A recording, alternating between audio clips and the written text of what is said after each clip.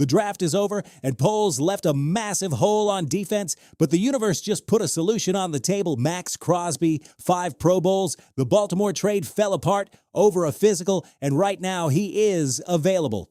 The question that has the entire Windy City in full debate mode is one: does Poles pull the trigger or let the best available pass rusher in the NFL walk away? That plus 2 situations inside the roster nobody is talking about that changed the entire picture in Chicago. Bear down. All right, let's be real. The Chicago Bears finished the 2026 NFL Draft without solving their biggest defensive need. Pass rush, no elite edge rusher, and in the NFC North where you've got Jared Goff, Jordan Love, and Dak Prescott, that is a real problem you cannot ignore.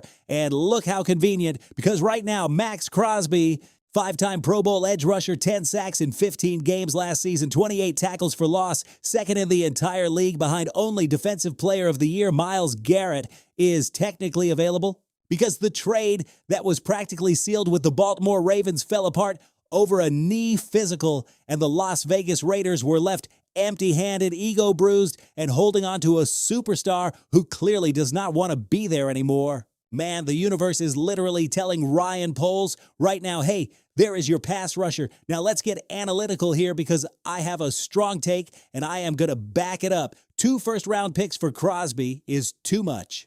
The Bears already said no once, and they were right to say no. But the conversation today is completely different. The Baltimore deal collapsed. That devalues Crosby on the open market, whether the Raiders like it or not.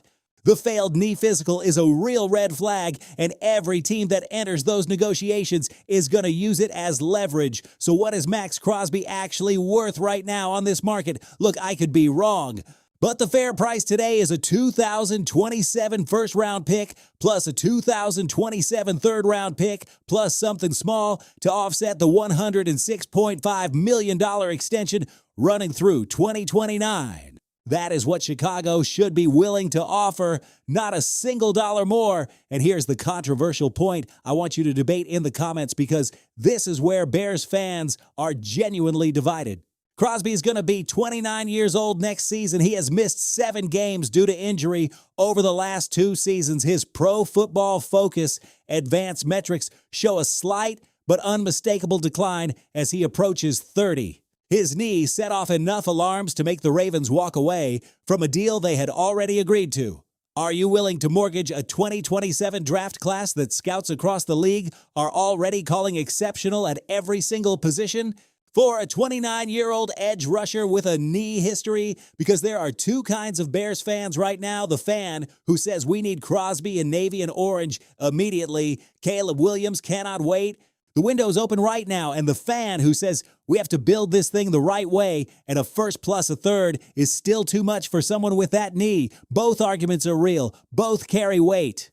My take, if the Bears can close this deal at a 2027 first and a 2027 third, you make that call today. Full stop on the price, not on the move. The NFC North does not wait for anybody. Caleb Williams in year 2 needs a defense that generates turnovers and creates chaos up front. And Max Crosby, even in slight decline, is 300 times better than anything the Bears currently have at that position.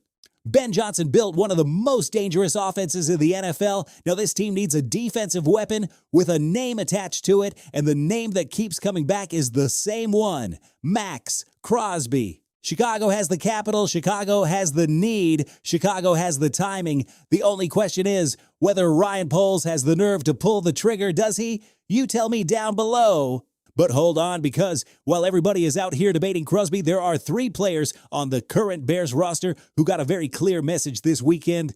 Your seat is hot, real hot.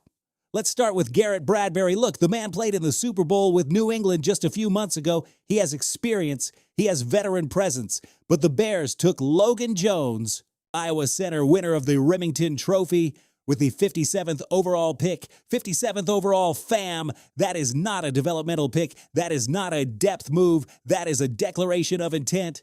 Dan Rauschar is not going to keep that kid on the bench if he comes into training camp and shows he is simply the better player. And personally, I think he is going to show exactly that. The competition will be interesting. The result feels like it is already being written. Cole Kmet, the most underappreciated tight end on this roster for the last several years. His role in 2026 is probably safe, at least for now.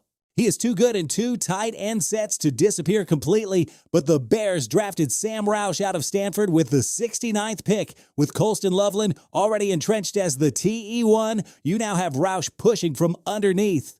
Kmet's targets are going down. His snaps could go down if Roush makes an immediate impact, and his restructured contract leaves him with a cap number of $15,425,000 in 2027. Fam, that number does not get paid. That does not happen. 2026 is almost certainly Cole Kmet's last season in Chicago. And that is genuinely hard to say because this man has given everything to this franchise. And then there is Tyreek Stevenson, who probably thought he was going to come out of this draft weekend completely unscathed since the Bears went heavily offensive through the first 3 rounds. Wrong. The Bears grabbed Malik Muhammad out of Texas in the 4th round, and by every beat reporter who covered the draft, that was a steal at that spot. A 21-year-old cornerback with legitimate day-one starter potential.